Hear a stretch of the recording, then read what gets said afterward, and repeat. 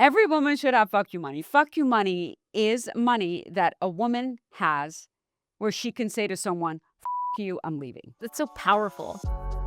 Okay, I want to introduce our guest here today, Pattie Ehsaei, financial expert, lawyer, the author of Never Date a Broke Dude, a financial freedom playbook. We all need it. Go get it. Money is power and it gives you options. Do you know that 98% of all domestic violence cases include financial abuse? Chilling. I think we sometimes don't understand that it's life or death. The number one reason that women stay in abusive relationships is not because they're in love with their abusers, it's because they don't have the money to leave. When you make and control your own money, you have ultimate control over your destiny, so you better learn to give yourself the life that you want because that is the highest form of self-love. Take a shot if you hear you money. Welcome to Broadlines, A weekly video podcast by the Female Quotient. where real headlines meet real conversation. I'm Ray Williams, an entertainment, lifestyle, and culture journalist. And I'm Natalie Lizarraga, a former news anchor and journalist. Time for our pop quiz of the day here Okay, today, tell me. Ray. Guess what year women became legally allowed to open a credit card in their own name without a male cosigner? I'm going to go with the 1950s. It is 1974 No, with the Equal Credit Opportunity Act. that's insane. It is insane, actually. 74? Yeah. Do you want to know something else? Do I? Probs not, but I'm going to tell you anyway. There's something called the Women's Business Ownership Act, which made it possible for women to get a loan for their business without a male cosigner. Guess what year that was? 1950s. 1988.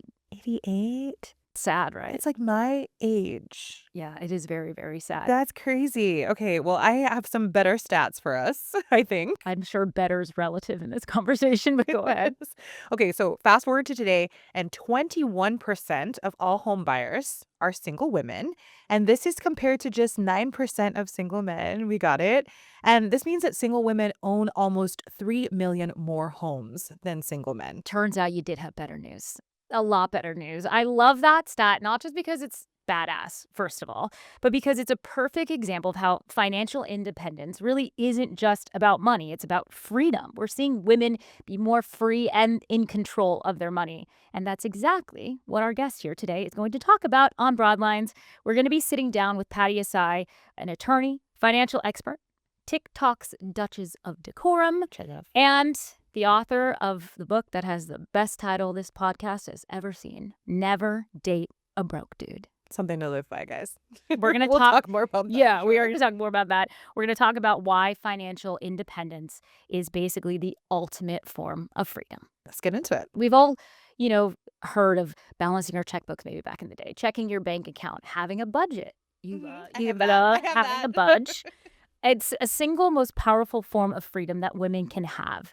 It's the difference between staying in a lot of situations because you have to stay or staying because you choose to stay in those situations. And for women, the road to getting there has been very shockingly short, which you heard from a lot of stats that we said at the beginning of the show, kind of in a joking manner, but they're very serious. It has been a very, very short time for women. We've only had full financial autonomy in the United States for barely 50 years. This is a topic that, really, I think a lot of women kind of skirt around sometimes, but a lot of us realize that it is one of the paths to freedom in general is having financial freedom. Yeah, I think there's a lot of stigma around talking about money for women. Just societally, it's kind of just been that way for us. Yeah, and it's like kind of an expectation that even sometimes that the man will lead with the money if you are in a relationship, and so you don't kind of have to touch it, where I'm learning that you have to be on top of everything, and I'm sure we'll talk more about that. But one of the things that we are going to talk about too is fuck you money, which I love that. And it's so interesting because we were having a conversation earlier about this where we were kind of like, I guess my definition of fuck you money and maybe your definition of fuck you money might be different, because I'm thinking that it's money that you have that you can run, go to the south of France on a wild vacation, at any point. Our guest is actually here shaking her head. So now I know for sure that I'm wrong. And so earlier, Natalie was like, we were talking about who was going to talk about you money.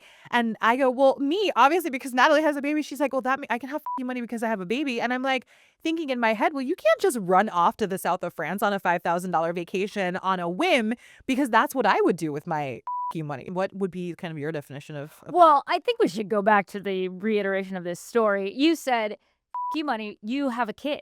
That you said you have a kid, meaning, in my opinion, you were like, so I can't have you money. Well, not that but my definition of you money would be the run off and do wild things money, I guess. And I guess I feel like also moms are automatically more financially, like, I guess, aware, which I think is another misconception that we have, Yeah, that, for sure. like, once you have a kid, like, your financial situation just, like, is, like, 100%, like, cleaned up, I guess, more responsible with your finances. And I think that gets a lot of people into trouble too. I'm just trying to figure out how many times we can say you money.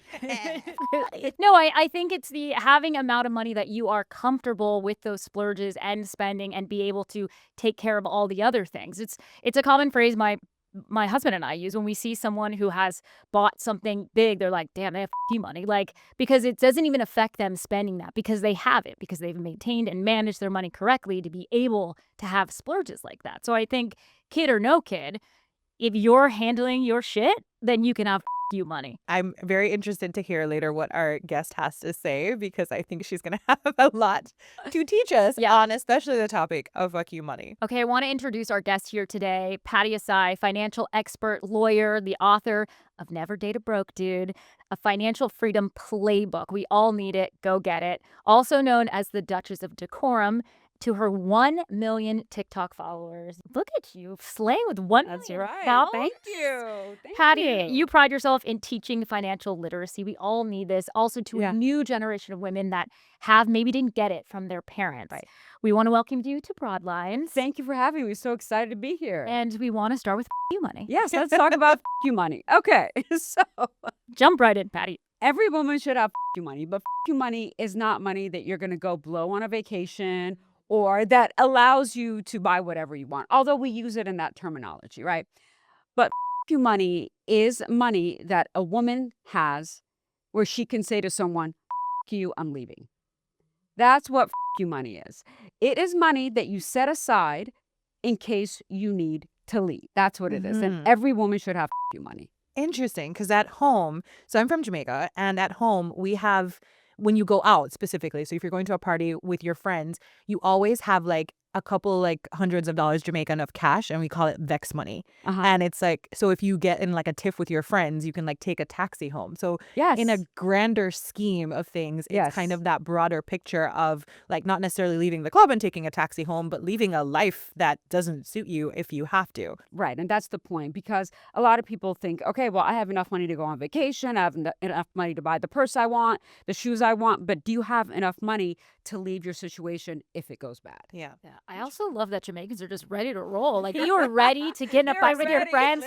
You're like, we pack extra money because I'm about to leave. And in cash too, because we like in cash. You've Come got to have it prepared. cash. Right, that is wild to me. But like, it's so interesting too that I've never thought of like applying that concept to the broader scheme of my whole entire life, and not just even maybe leaving like, a relationship, but like leaving a job, leaving a weird living situation. Like if your roof is falling in and you need to break your lease, like interesting. Or roommates, like if you have to exit a roommate situation, you need extra money to be able, like, I'm going to go get my own place or wherever temporarily, because those can be tenuous as well.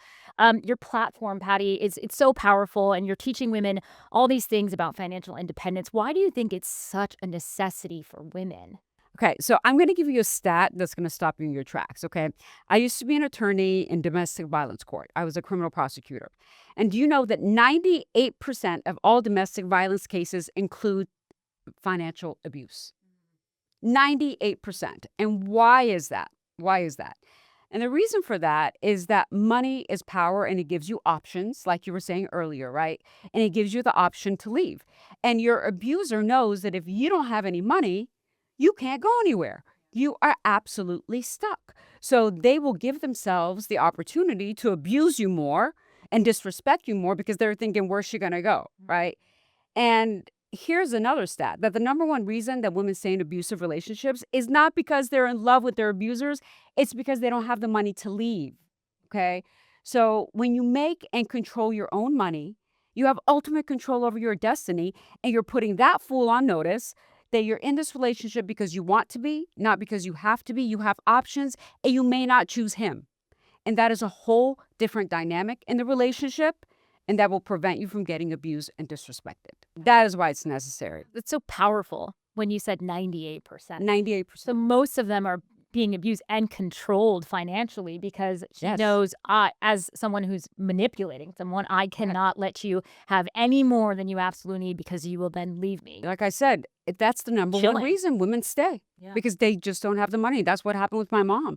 That's why she stayed in her situation, because she didn't have the money to leave. And, everyone thinks that, oh, it's just, to be able to buy a purse or whatnot, but it could literally be a matter of life and death. And people don't understand that. Just wanted to touch on the story about your mom. You've shared that story. Yes. If you would not mind sharing that with us and course. why it's so integral to your work. Of course. So my mother was in a mentally abusive relationship with my father. And when she was in Iran, let me tell you, this woman was a powerhouse. I mean, a powerhouse. She made more money than my dad. And then when we moved to the United States, due to the language barrier, she couldn't pass the nursing exam. She was the head nurse of the King's Hospital in Iran. And because of that, she couldn't work. And I saw how she slowly started to lose power in the relationship. And every time she and my dad would get into an argument, she would take me in a room and she would say, "Do you see how my life has changed? Because I don't make my own money." She's like, "You always make and control your own money because whoever controls your money controls you." And I will never forget that. And unfortunately, she did not have the means to be able to leave that relationship. And eventually, it cost her her life. So this is something that I'm very passionate about, because I want to make her story known to people, to use it as a catalyst for change and to honor her so that no other woman suffers like she did. And I think we sometimes don't understand that it's life or death. Like when you said that a Yes. while ago, like, I mean, a lot of us are thinking vacations and the ability to just be Correct. happy in Right. terms of things and Right. experiences, but you don't realize, for a lot of women and even for yourself, and you never know when that moment will be, that it could be life and death. I never imagined that either. Yeah. That's Yeah. something that I would have never imagined would have happened, but it did. And that's why I make it my mission to make sure that every single woman is financially independent and they just don't end up like my mom. Your book, of course, transferring to that, is Yeah. called Never Date a Broke Dude. So kind of factoring into the same thing about, relationships and having that security financially. But you've also said it's not really about dating. And I can Right. kind of see why now. Yeah. But what does broke dude actually mean to you? And why was that kind of the centerpiece, besides being the best title and like super catchy? Why was that the centerpiece of this financial freedom book? Yes. So a broke dude is really not about your bank account, right? It's a mindset. And a broke dude is anybody that doesn't meet your ambition, your drive, your work ethic, or commitment. So for me, I dated a broke dude and I became $30,000 in credit card debt because I dated him. Yes, he was living with me and I would go to work every single day and I would come home and he'd be sitting on the sofa eating Cheetos while I am like bust. Yeah, right. Right. Oh my The God, ick, damn. right? Yeah. The ick. And so that's why I made the title that, because I think that it's funny, first of all. And a lot of women fall for that, especially women that are financially independent, because we think, you know what, money doesn't matter. Yeah. It doesn't matter. I could get both of us. I got enough money for both of us. No, it does matter. And also, I have dated men that have more money than God, and they have been the brokest men I've ever dated because they've been cheap, right? So it's really not about money, but it's a mindset. Yeah. Does said broke dude know that the book was about him? He doesn't know the book was about him, and I broke up with him probably 30 years ago, and he wanted to get back together a few months ago. A few months ago? Months ago, girl, right? Well, I hope he's listening to this, and I hope you know What a that we're joke. shutting that down right What now. a joke. The audacity, though. I feel like Right? there's It's like, why would you think that we would get back together? Like, what? Yeah. 30 years later, like the Cheetos image is burned in my head. I'm like, no, no. I am Yes. shook at this moment that I there is a know. book out there that he does not know Right. he is the catalyst for. I And know. he's coming back to you to get back together. And he's still broke. I figured that much. I think one of the things too is that, and I am not so newly unsingle. Is that I say that right? I'm Unsingled. unsingle. I'm Unconscious. recently unsingled. But I still kind of have the I would say the mindset of a single woman. It's actually something that comes up in my relationship because I'm so used to being on my own. Right. And like you said a while ago, being independent, you think I can take care of everything because you're kind of used to doing that. Yeah. And right now, we kind of said it earlier, but single women make up 21% actually of all home buyers, which is the second largest group in the country. And that's compared to 8% by the single men. That's because 30 years later, they're still trying to get back with their exes. But what does this shift kind of tell us about financial freedom and how it's kind of evolved over the past couple of years anyway? Yeah, the shift tells you that once we were able to get a credit card, once we were able to get a bank account, once we were able to work, once we don't have all those barriers, where we still do, by the way, there's still a lot of barriers against our success, but they're minimized. We are killing the game. You were saying we own 2.7 million more homes than men, right? And it's because at the end of the day, it shows you how strong and confident and capable women are, that the second that all of those barriers are taken down, we are outperforming men in every aspect. How can the financial industry better prioritize single women, though? So I think one thing that we need to understand, that in order for us to succeed in our careers, right, we have to outperform the men exponentially in order to get noticed. I mean, just think about this, okay? The Fortune 500 CEOs that are women, they outperform their male counterparts by an average of 127%. 127%. But only 10% of Fortune 500 CEOs are women. Wow. The math ain't mathin'. I think one of the things that we should talk about too is like growing up, a lot of women didn't openly talk about money, or it wasn't something in their family that maybe they learned about. I mean, we certainly didn't learn, right? We learned very weird math as kids and algebra and stuff instead of like, this is how a credit card works. Yeah. Don't get caught. Like, because they go to college campuses and I'd be like, it's free money until I have That's to what pay it happened back. to me. Yes. It's a common story, and I think Yes. it's very slimy. But we just didn't talk about it. And then, you fast forward, you're in the working world, and there's salaries that need to be negotiated. There's investments that need to be made. You need to understand your retirement, all of these things that add up. What could change if women started treating this conversation about money as not just something we can have, but we should be having, and it should be Yes. explained. Yes. So I think we need to change the narrative that women aren't good with money. The whole girl math trend that was going on, that bothered me so much. And you see a lot of these girls, girl math, and they don't realize that they're just reinforcing the stereotypes that women are just bad with money and that we should hand over our money to the men who know so much better than we do, when they don't. These men do not know money better than we do. They just pretend that they do. And that's the problem. They act as if. So what we need to do is we need to understand that we can handle our own money. We don't need a man to handle our own money. We don't need a man to provide and protect for us. We're not living in the jungles anymore, right? We can provide for ourselves. We can protect ourselves.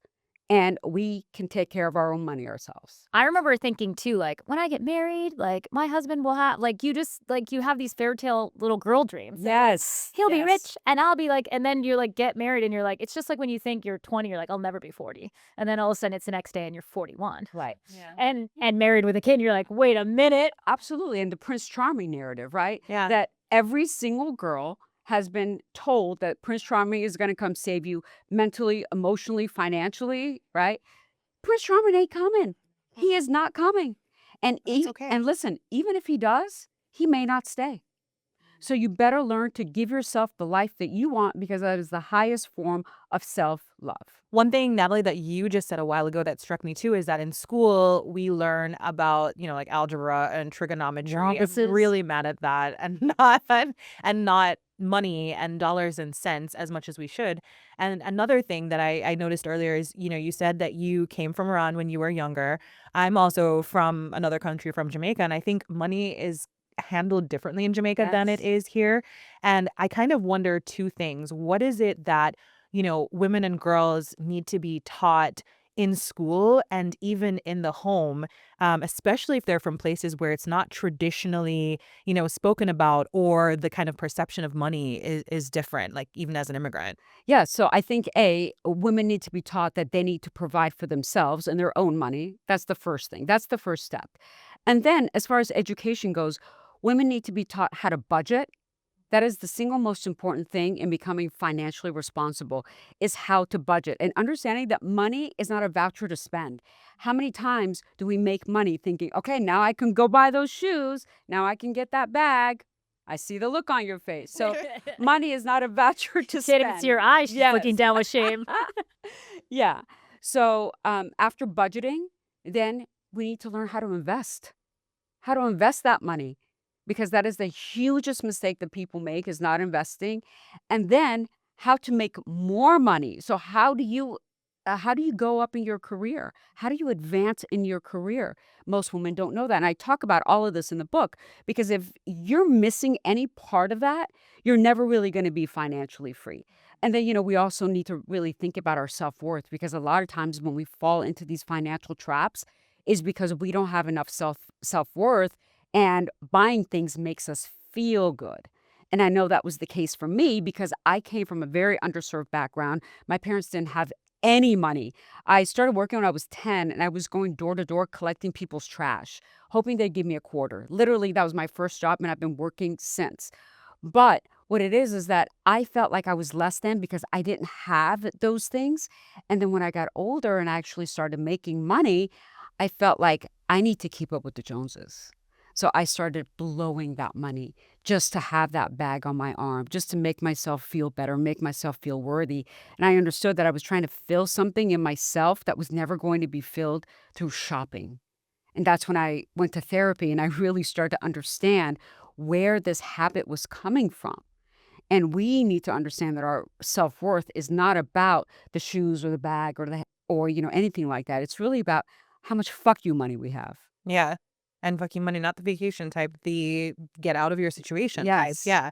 I think that's so important, especially because I think a lot of, especially immigrant families, don't understand the credit system Correct. in the United States. I know that that's something that's Correct. screwed me all the way over that I Yes. had to relearn. And what you don't understand sometimes is when you have to start over from rock bottom, it takes years and years and Yes. years. What would you say is the first step for maybe a young woman who is like listening to this and is like, I need to start budgeting? Because I know that was hard for me. And for me, it was like Yes. making a spreadsheet in Excel that I shared with my mom. Right. And it was kind of like simple, but what's the best way to do that? There are so many resources right now. Rocket Money, for example. You can download it right on your phone. You can create a budget. It'll tell you if you're spending too much. It'll tell you if there's a large transaction. You can set up alerts that, hey, I'm getting close to my credit card limit, or hey, I'm getting close to my budget for clothes or for shoes or whatever. And it'll give you alerts so you have it right there so you don't spend the money that you don't have. So get on a budgeting app is the very first step. That makes me sweat a little. It shows you what you're Yes. spending. I know. I was like, well, I have the alerts set up on my phone Yes. to like guilt me into Yeah. like not spending sometimes. But now I'm like, No, it's just, the seeing is what's going to make the change. Yeah, But and that's why people don't want to talk about it because then they're like, well, I'll have to change my habits and be Yes. real with myself. That $7 coffee that everyone Yeah. buys every day, I mean, that is such a waste. If you took that money, okay, let me tell you, if you took that money, that $7 that you're going to spend every day, and you started to invest it in your 20s, by the time you retire, you will have $1.8 million. That's about $200 a month that people spend on coffee. Just imagine that. Just small investments, I think small things that people can change that they don't realize. You don't realize it until you, like I said, Yes. that's why it gave me the sweats. I want to go back to that stat that you gave us at the beginning of this, that 98% of domestic violence cases. I know it's a very sensitive, a very unique and delicate topic for women out there, but maybe if they're in dangerous situations, for women who are currently in a situation like that, and any sort of abuse, it could be emotional, what is the first step that you think that they should take to move themselves away from that? The first step is they need to know a number, and that number is how much money do you need to leave? That is the first step, because then you'll know how much of that you have to make up. right? So you're like, okay, I need, in order to support myself, my car, my, clothes, food, whatever, let's say $3,000 a month. I only have 800. Okay. So that's a gap that I need to meet. And then after you figure out that number, then you start with the plan. And that plan is to get a side hustle, to start working, to do things extra on the side to be able to get that money together. And in order for you to leave, you need about 6 months worth of living expenses. That's what you need. Once you get that together, then you can make your plan as to how you're going to leave. I feel like I don't know about you, Natalie, but I feel like when I heard 6 months of living expenses, that sounds it's kind of daunting. Oh, Do you find a lot of women like are daunted by that and therefore ignore it? Yes, but ignoring it is not going to help because you need to start at some point, right? 6 months goes by like that. Mhm. It seems daunting, Yes. but it goes by like that. And right now, there's so many resources where you can just work from home. You can literally do data entry from home, from your couch, right? So that is the way you're going to make up the difference. And this is a long-term plan, okay? Nothing happens overnight, and you just have to be ready for that. You also have a line, and kind of speaking the same vein of relationships, maybe leaving relationships, but coming into relationships, you say that choosing a partner is the biggest financial decision a woman will ever make. And I know, again, as someone who is recently off the market, that when you're dating, it's crazy out there and you're not thinking of it as a financial decision. So, what exactly do you mean by that? Okay, so when you merge your life with someone, you definitely merge your finances. And here's why. His credit score that's too low, that's going to prevent you from getting an apartment, is now your problem.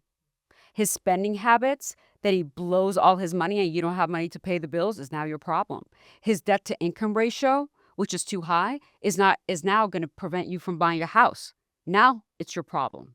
Okay? So in order to do anything in life, you need money. So if you're going to get married, buy a house, buy a car, whatever, you need money, and you need someone that's financially responsible to meet the same goals that you have. So before you get married, you need to sit down and you need to have a conversation to see if your goals align. And in my book, I give the 7 questions that you need to ask to see if you are matched financially well. And if you ask those questions, then you can determine, yes, I want to move on with you, or no, because you may be thinking, I'm happy living in an apartment and I want to blow that money on travel. He may be thinking, oh no, I want to buy a house. I want to start investing. That's not the type of life I want. Or for example, what are we going to do with our kids? Are our kids going to work? How are we going to handle that? Are we going to pay for their college? These are all the things that you need to be on the same page about. If you're not, your relationship will not last because money is the number one reasons relationships end. And what if you find, just out of curiosity, that, you're going through this, because I'm about to go home with the 7 questions, be like, hey, I answered these. But what if you find, and I don't mean this in a frivolous way, but what if you find that you are the problem, that your Mhm. finances are not in the place they should be, and then you are looking to partner with someone that maybe has, aspirational financial goals that you have, but maybe your credit score isn't the best? Or how do you start, especially as a woman, to build that independence while still maybe merging your finances with someone that may be, quote unquote, ahead of you? Right.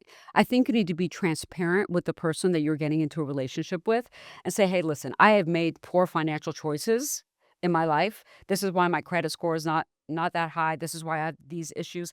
However, this is my plan to work on it, right? This is how I plan to get out of it so I can be on equal footing with you financially so we can have the same goals.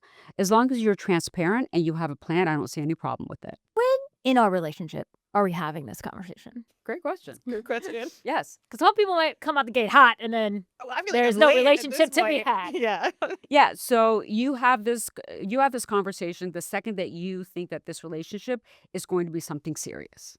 The second that you think that, you need to have this conversation because again, if you don't, you are going to get into a relationship with someone that you really don't know. You have to know how much money they make. You have to know their credit score. Again, debt to income ratio, their financial goals.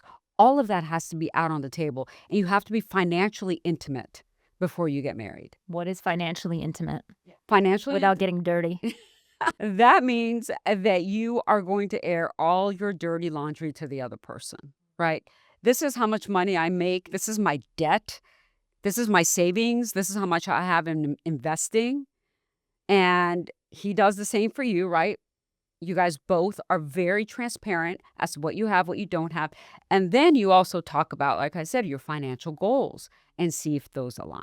So that is what financial intimacy is. For the married folks, how often do you then reevaluate? Because that's going into the relationship we were just talking about. But in the relationship itself, when you're married, for example, how often do you kind of do like a financial checkup, if you will, and make sure that you're still aligned? And like, do you guys like do that often? Like, how does that work?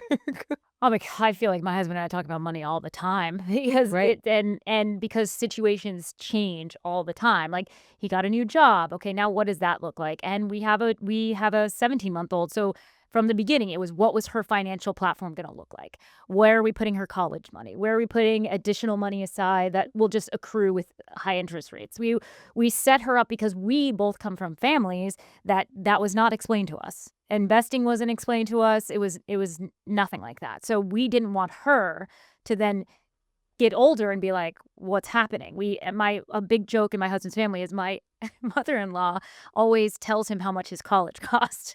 And he's like, if I hear it one more time. And I was like, Sloan will never tell us that because we will already have the money set aside Yeah. and it'll be fine. But it's like if whatever family you come from, like a lot of this, and I don't know, Patty, if you agree with this, but it's you inherit those habits because Absolutely. you didn't have them. So if they're good or bad, Absolutely. you're mostly inheriting what your parents did. And we just kind of wanted to really shift from that. I'm not married, but I have been with my man for 9 years. We live together. Everything's separate that we have. We contribute to the household expenses equally. Um, but we are still very open about our money issues or our money. We talk about that all the time. And we set aside one day a month that we really sit down and be like, how are you doing? How's your money situation? He's an artist, he's a musician, so, his money is not as regular as mine, right? But we have those conversations. Hey, you doing okay? How's money for you? How are you paying your bills? How are we doing? How's everything? So once a month we do that every single month and we find that it really helps us because if you don't do that, I feel like cuz we're so busy that we'll just never talk about it. You have a child, so I think it's different because you're always She milks money out of me? Right, Yeah, exactly. that's fair. Yeah. And a lot of people feel weird about, okay, how do I even initiate this conversation, right? So, how you initiate it is saying, listen, having money talks is so important in a relationship. I want our relationship to last, right? So, in order for our relationship to last, we need to be very transparent about our money situation and where we are. So, why don't we set a date once a month, put it on the calendar where we can do something fun, maybe, make dinner or whatever, go to a coffee shop that we love, and really sit down and look at our budget, see if we're on track, see if we're meeting our goals, and just talk about finances. That's it because it benefits both of us. So the other person doesn't feel like, "Oh, you're trying to like see how much money I make." It's like, "No, it's a benefit for the relationship." That makes sense. Your TikTok following, over 1 million. Small flex for you. Mostly young women, right? Yeah. Who came to your financial education during the pandemic. They Yeah. really wanted to get their stuff together then. What's the most, would you say, underrated financial advice for Gen Z? Like I said before, it's start investing now. Start investing early. I didn't start investing until I was in my mid 30s, and I've probably given up $4 to $5 million because of that. Oh Yes. man. So let's talk about investing. You know that coffee money I was talking about? If you're in your 20s, $200 a month, by the time you retire, you'll have about $1.8 million. If you did that starting at 30, $200 a month, you would have $700,000.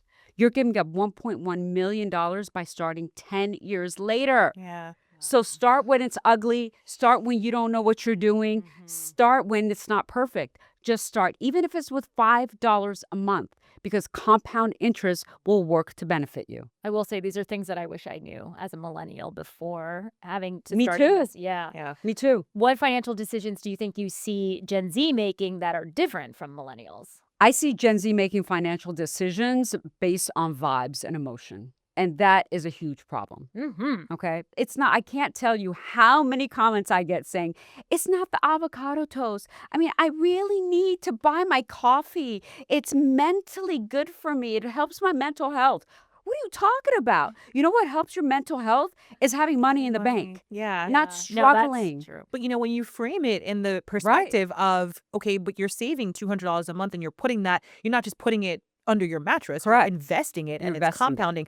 I think that's the part of the conversation that I personally missed. Like, I was Yes. just so quick to be offended by the fact that, like, well, I'm never going to buy a house because it's too expensive. So why give up Yeah. my one luxury, Right. which is admittedly still avocado toast. Yes. But I think that second part that you said with the investing and making sure that it's like, that's there Right. is what it is. I mean, I didn't think about it as vibes, but I think more millennials than do operate that way Vibe and checks? think it's Yeah. like, their comfort in this 5 seconds is more important than longevity of their Right. financial health, I guess. A lot of millennials are like, just already set themselves up with like, it's too expensive. I'll never get it. Yeah. So why work towards that? Or why because I can just spend this money that I don't need X amount of dollars for down payment on a small house, like a starter home. That's such a large amount of money. And if you haven't started saving for it before that moment, Right. you're like, well, what's the point? I might as well just throw it away. The problem with that is that they don't understand how many resources there are. And again, I talk about this in my book, how many resources there are that allow you to buy a home for even 1% down. There are resources that allow you to do that. And another thing is that I want everyone to hear is that you don't have to buy a home where you live. You don't have to live in that home. So if you can't afford to buy a home in Los Angeles, who can? Join the club, Yeah. So, okay, you buy an investment property in Missouri Mhm. and you let that grow. A $200,000 home in Missouri, you put 10% down, right? Or even 5%. You have that. You can save that. That's more attainable than trying to save $200,000 for a down payment. And that's where you start. You start with that first home. That's your first investment property. And then you buy another investment property. And then that's how you build your portfolio. You don't necessarily have to live in the home for you to gain the benefits of owning property. What financial decisions do you see millennials making that are actually getting them closer to our favorite phrase of the day? It's like, take a shot if you hear You money. I think millennials are understanding that they have to have income in order to support their lifestyle, and they don't mind side hustles. Mhm. That's what I've noticed with millennials is that they will work all the time. Like they'll work their office jobs, and then they'll be driving for Uber. I always talk to my Uber drivers because I'm always interested in saying, is this your main source of income? And most of them are like, oh no, I'm just on my way home. So since I'm on my way home, let me make $50 on the way there. And then on the way back, they make $50 too. That's $100 a day you have extra. So I find that there's no shame in their game, which is great. I mean, I worked 2 jobs until I was about 30. I was a prosecutor and I was working at night as a waitress because I was making $30,000 a year. that's Yes. Yes. I made $30,000 a year as a criminal prosecutor. I couldn't afford to live in Chicago, so I was waiting tables at a steakhouse at night. wow. That's crazy. That is crazy. And Yes. I think about reporters, and a lot of our starting salaries are somewhere Right? around there. Mhm. To you this know? day. Yeah. In Yeah. 2026, they are so low. And then this is the other thing, too, is like there are such low salaries for people working in news, but then they won't let you do anything else. That was a Right. problem. Yeah, you're not allowed to have a side hustle. And I think you're right. Millennials, ain't no shame. I used to deliver food. I used to do everything that I could to get Sure. some extra cash. Yeah. And it just made sense to me. You're right. But I think it's great. Like there's something humble about knowing that you don't have to just work your main job. If you really have a Right. goal, I think we've seen the stats that women are more likely to sacrifice, more likely to work a second job, Yeah. more likely to have a roommate and do all Mhm. those things versus men who aren't really willing to do a lot of those things to make their financial goals. That's why we own 2.7 million more homes than men. One of the things you said earlier that just kind of got my wheels turning too is, when we think about invest, And I think, again, for a lot of women, that also sounds daunting. Yeah. You know, you think of the stock market and then you're like, oh my God, like I can't, like I can't do this. But I was curious, what other, because you mentioned the house as well, and just like, you know, buying an investment property, are there different types of investments besides just stock and maybe, well, we just talked about the investment property that you would recommend that women can start with that might be a little bit more accessible? First of all, I don't want people to be afraid of stocks. And here's why.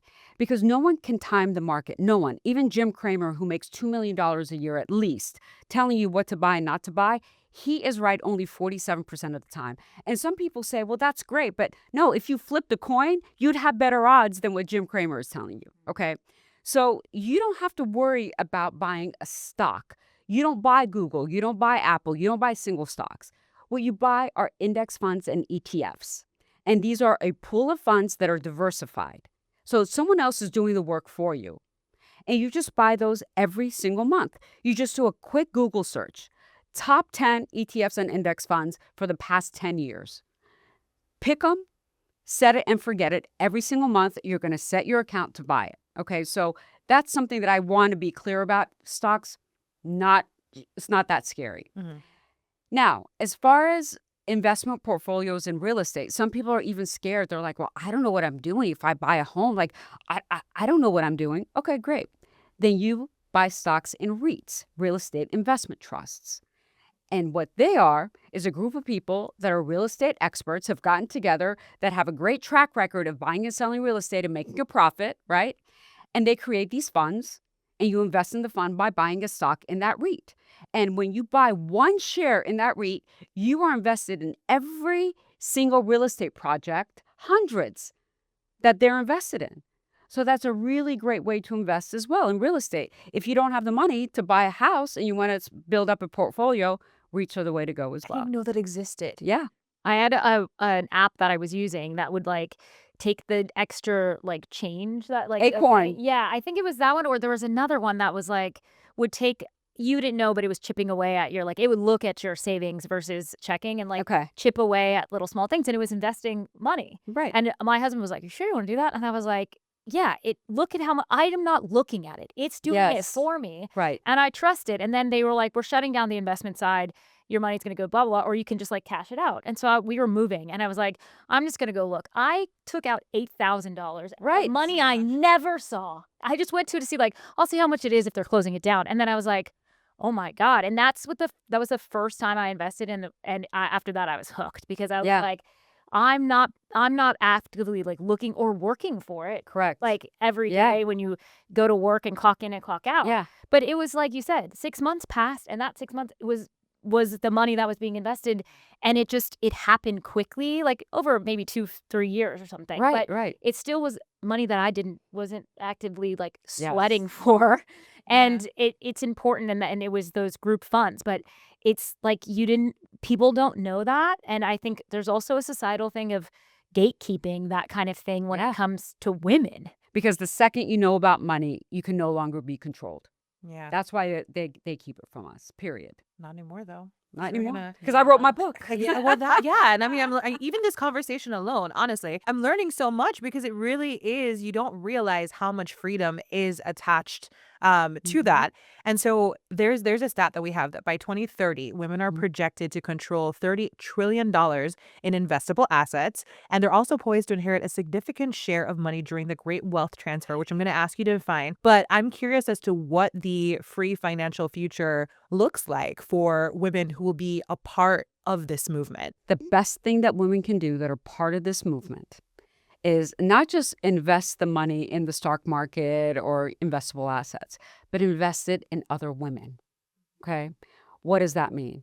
That means hire other women, invest in women-owned businesses, mentor other women, put women on boards. We have so much financial power, and that financial power we can use to lift all of us up. And this wealth transfer that's happening, people, unfortunately, their parents are dying, and women are going to inherit a lot of money. And we need to know that not only is it important for us to invest that money and grow it, but to help other women come up as well. By the way, I'm like, my mind is blown right now. If you see me like staring up, I'm like, Good. okay, This what is am so I doing good. with my I'm so happy. my This life makes and me, my money? honestly, this is why I do what I do. You're going to make me cry because like it's so important that I reach women that didn't think that they could do it. And now they're like, hey, what am I doing? I could do this too. It's Yeah. really important. And it's important to see it too, because like, again, like, I mean, I consider my mother to be someone who is, very good at money, Right. but I just don't ask the questions because I'm almost like in a way ashamed that I'm not, Right. and in a way scared that, I think some of us are scared too that we have to make sacrifices Mhm. to get to where we want to get to. And Yeah. you get here, you come to America, you work hard, you get a good job, you live in a nice Yeah. apartment, you drive a nice car. It's kind of like, okay, well, I want to maintain that life, and you don't necessarily think about the future. So I think it's so important for us Yeah. as women to recognize that. And I love the fact that you're saying invest in other women too, because the truth is that I think there's a stat that says like women start more businesses than Yes. men, but they're also quicker to fold because, and I don't have the exact numbers, but they're also quicker to fold because we're less funded. But if we're doing it for each other, I think Absolutely. that's like Yeah. one of my 5 trillion takeaways from today. How about Yeah. that? Patty, I just want to thank you so much. And it's no surprise to me you have 1 million followers on TikTok because this Thank you. information is so crucial. And the way you present it is we're able to kind of just eat it right up. It's Yeah. very simple. And like you said, those questions can be daunting. They can be shameful. You can be embarrassed. And like you make it so easy to consume. So I want to thank you for being here Thank you. with us. Thank you for saying that. That is my goal, is to educate every single woman. So again, no other woman suffers like my mother did, and women experience financial freedom and complete freedom in their lives. Thanks for tuning into this week's episode of Broadlines. A production of the Female Quotient, filmed in Los Angeles. If you like this episode, and I know you did, make sure to rate, review, and subscribe. If you have a question, maybe a work question, or you have an idea for an episode, DM us at Female Quotient or leave a comment to get the conversation started. hit that follow button while you're there. See you next week.